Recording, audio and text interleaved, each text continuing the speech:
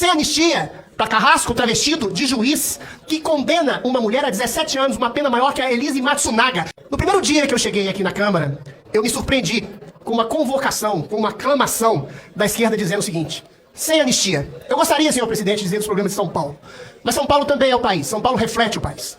E o fato é que, por razões diversas, eu concordo com a esquerda. Sem anistia. Sem anistia para Carrasco, travestido de juiz, que prende pessoas sem o devido processo legal.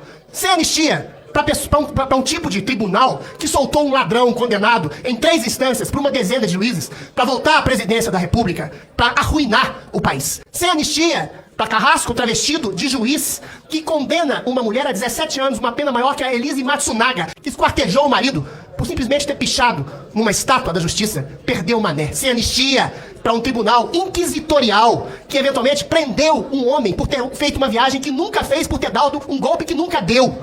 A gente vive, senhor presidente, uma ditadura que afeta todas as instâncias e todos os poderes do país.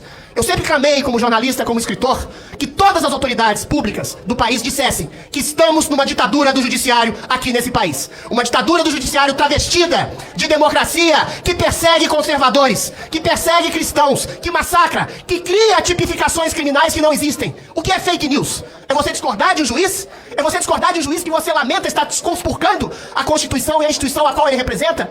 O que é discurso de ódio? Você se contrapor à ignomínia de ter um presidente saído da cadeia, recolocado na presidência da República por uma eleição que proibiu que se falasse que esse homem era condenado, que se proibiu que falasse que esse homem era a favor do aborto, que se proibiu que falasse que esse homem era amigo de ditadores. Pois bem, se Lula é um candidato a ditador, ele não é o ditador, porque os ditadores são outros. O Supremo Tribunal Inquisitorial hoje coloca leis que vão contra a Constituição brasileira.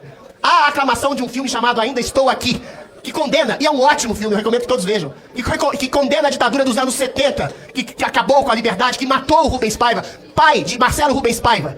Mas eu digo, onde está você hoje, Marcelo Rubens Paiva, filho de torturado e morto e assassinado pela ditadura inclemente da direita de 1970? Hoje ele aclama, hoje ele aplaude a perseguição, a tortura, ele aplaude a perseguição de pessoas conservadoras que não são pessoas do seu espectro político. Onde está Fernanda Torres dizendo, cadê a condenação à ditadura que hoje se coloca no Brasil? Mas ele se projeta na possibilidade da ditadura que poderia ter havido aqui caso Bolsonaro fosse eleito. Mas a ditadura está instalada, é uma ditadura perversa, esquizofrênica, invertida, que condena, que persegue, que massacra, que silencia, que joga fora jornalistas do país, que exila, que deixa morrer um homem, Clériston, na cadeia, sem um mínimo de complacência. O empresário Elon Musk está sendo agraciado com o prêmio Nobel. Está sendo agraciado com a indicação, aliás, do prêmio Nobel. Elon Musk descobriu um ativo político, monetário, social que chama-se liberdade de expressão. E um dos principais artífices de Elon Musk é um juiz Carrasco do Brasil, que você sabe muito bem o nome dele. Ele está numa árdua luta pela liberdade no mundo e no Brasil. E o Brasil vive hoje uma ditadura perfeita, que se traveste de democracia, perseguindo aqueles que discordam desse tribunal, dizendo-os que são inclementes defensores de uma ditadura.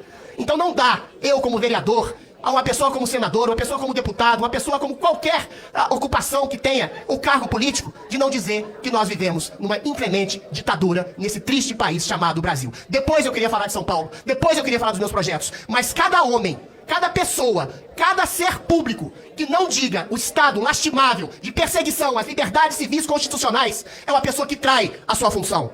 Se você vê uma mulher estuprada na rua e você não faz nada, você é um omisso. Se você vê a democracia estuprada na rua, como é hoje no Brasil, você é um omisso. Se você é uma pessoa pública e que não diz nada da ditadura, você é conivente com o juiz estuprador que está arrebentando com a Constituição, a democracia e a liberdade desse país.